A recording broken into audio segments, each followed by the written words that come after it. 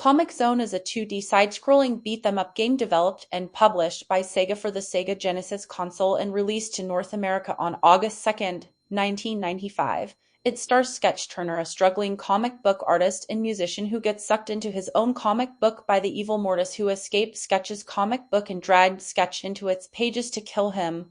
Embark on a brand new adventure as Sketch jumps from one panel to the next looking to escape before his own creation can kill him dead. This is Comix Zone. Comix Zone begins in the N.W.E. Command Center as General Alyssa Cyan mistakes Sketch for the Chosen One, sending him on a mission to defeat Mortis's alien renegades and save the Earth. You can jump from panel to panel in each stage as you fight various enemies that Mortis draws onto the page with everything else that comic books has to offer. And I swear you really do spell it with an X at the end. Comix Zone was really intended to be played with the 6-button control pad rather than the more common 3-button control pad, but it makes up for it if you have to use the 3-button control pad, such as having blocking automatic and being able to cycle through items with the C button. You can get several different combos going with punches and kicks, but the game is really hard and enemies are a pain in the butt to defeat, made even harder with a poor control scheme. Sketch can hold up to 3 items at a time with his life bar directly under it. One of the items include a bomb, which can be used to destroy obstacles that gets in Sketch's path.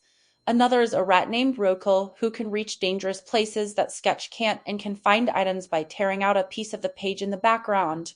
There are iced tea bottles you can find that will replenish Sketch's health. Imagine that, and I thought iced tea tasted terrible. You can also pick up knives to throw at enemies and obstacles, and a fist to turn Sketch into Super Sketch to deal a special attack to all enemies on the screen. You can also make a paper airplane out of the backdrop to throw at enemies, but that costs health so you don't want to use it. I don't even know why they added it as an option to begin with. While you're going through the different panels, there is dialogue that is played through speech bubbles and thought bubbles, but they appear so fast on the screen that it's hard to read it all while you're fighting an enemy or solving a puzzle. The puzzles are rather simple and not that hard to figure out if you have common sense, but how common is common sense these days? The game also has minor voice acting, as some pieces of dialogue are spoken through a voice, and it makes the game stands out from the sea of older Genesis titles. Since this was pretty late in the Genesis's lifespan, it's no surprise that it's a bit more advanced than past Genesis titles. The game is also very stylish and feels like you're playing through a comic book world with everything that is going on. Alyssa will speak to you through a radio to give you advice and information as you progress through the game. At the end of each level, a bar is filled with all your efforts at the end of the game, such as how many combos you completed in the stage. At the end of the game, Mortis returns to the comic book pages and puts Alyssa in a trap with water rising to the top, and depending on whether or not you can defeat Mortis before the water is full will give you a good or bad ending, kind of like Streets of Rage. Trust me when I say you'll want the good ending. The graphics are very good for 16 bits, and the sound effects are awesome and brings the gameplay to life.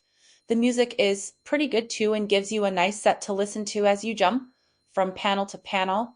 The game's originality really shows throughout the whole game and can make it worth a purchase in your collection just from the originality alone. What more can I say than Comix Zone is a fun-looking game with plenty of originality, making it stand out among a sea of games that came out around the same time.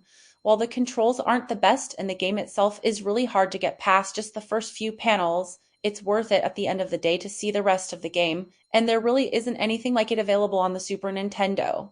Get it?